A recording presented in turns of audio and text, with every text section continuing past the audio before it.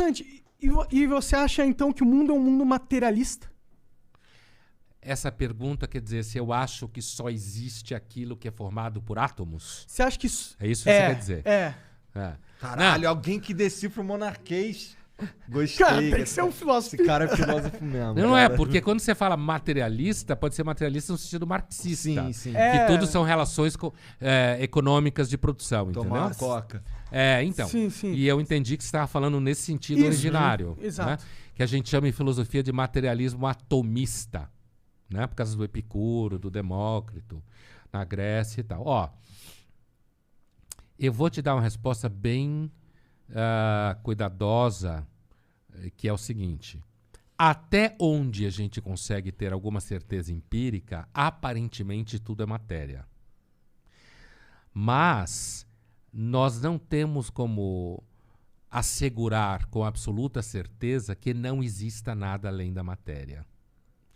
Mas até onde a gente tem teste científico, experiência com raciocínios fundamentados em algo empírico, como eu já falei, empírico em filosofia significa a experiência que você observa, entendeu?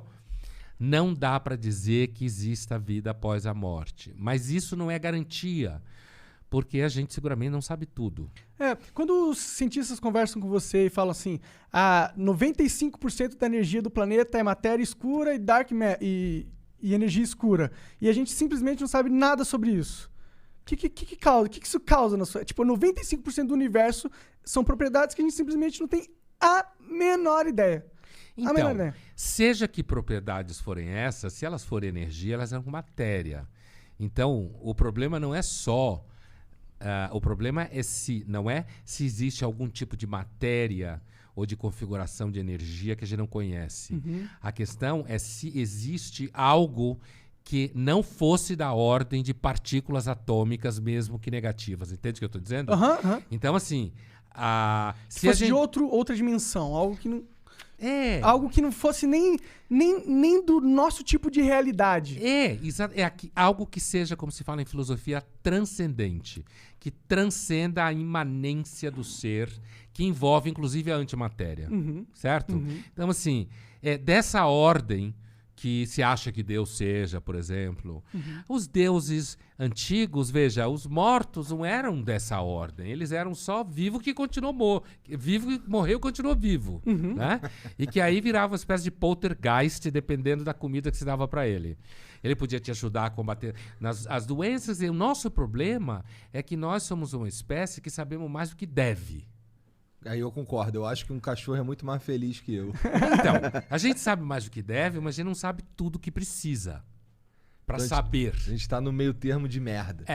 A gente olha o esboço, a gente vê tudo meio embaçado, a gente não sabe exatamente o que é, mas a gente tá vendo. E na maior parte dos casos a gente vai cuidar da vida, né? Vai usar aquilo da melhor forma possível. Vai cuidar da vida. E assim, vai trabalhar, vai pagar as contas, vai arrumar uma mulher ou um cara, sei lá, você vai cuidar da sua vida, né? As mulheres e homens. Ter uma religião. Então, as pessoas costumam praticar religião de forma aderente, como a gente diz, quer dizer, praticante, como se fala, né? Quando elas são sobre perdas, né? A sociologia da religião mostra que quando as pessoas sofrem perdas, elas procuram religião, seja a religião que elas tinham, mas não praticavam, seja a religião que elas nunca tiveram e elas se convertem. Então, há uma relação com perda. Perda de saúde, ente querido, filhos, por exemplo. Perder filho, aparentemente, é o pior tipo de perda que pode existir. Então, e aí isso leva normalmente pessoas à religião. Perda de patrimônio, casamento, carreira profissional, sabe? Entendi. Perdas. O que significa que, como nós somos uma espécie basicamente triste, que se diverte de vez em quando, a religião funciona.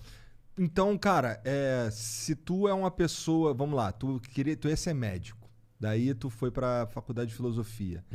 E aí tu diz, será que todo mundo que trilha esse caminho que tu trilhou acaba se tornando um cara que não é religioso, um cara que é mais niilista, essencialmente? Será? Sim. Não necessariamente. Não? Acho que você pode Dá pra você entender das coisas que você estudou? Dá pra você entender, olhar o mundo de uma forma diferente dessa tua que tu olha? Por exemplo, dá pra acreditar no... É possível, é possível. É claro que eu não consigo extrair de mim mesmo aquilo que eu sou, né? Se eu conseguir, eu sou psicótico, né? Mas assim, eu consigo entender, inclusive porque, por exemplo, eu consigo perceber que existe muita sabedoria em livros religiosos.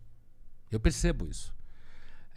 Eu não sou aquilo que alguns chamam de ateu todinho, né? Que acha que porque ele é ateu ele é mais inteligente. Eu acho que o ateísmo é a forma mais fácil. Dizem que Deus é bom, o mundo é uma merda, logo ele não existe. Né? Isso a gente chama em filosofia de argument from evil, o argumento a partir do mal. Né? É um argumento sério. Eu fiz uma versão corintiana dele. Assim, Tá. né? Compacta. Mas assim...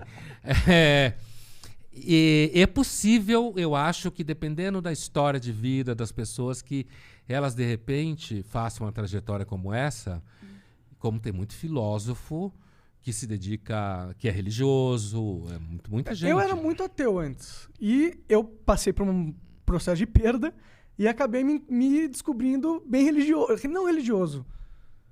Crente. Crente em Deus. Porque o estalo pra me tirar da merda que eu tive foi começar a viver a vida como se Deus existisse e a minha vida importasse. A partir do momento que eu incorporei essas duas coisas na minha mentalidade, as coisas começaram a mudar. Pra melhor. E isso aí meio que solidifica, meio que dentro da minha cabeça, racionalmente, que a percepção que Deus existe é positiva pra mim.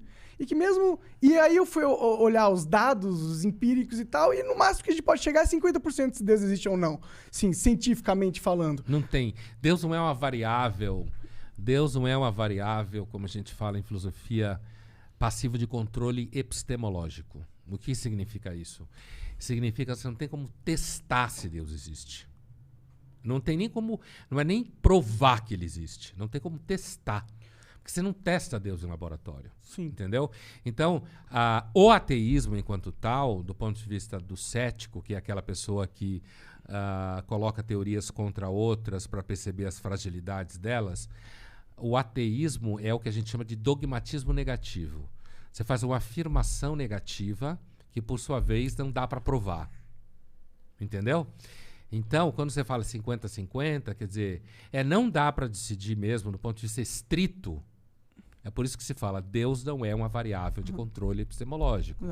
É muito mais uma questão que você chega por história de vida, por coisas que você sofreu, por um certo temperamento, uma certa sensibilidade. Então,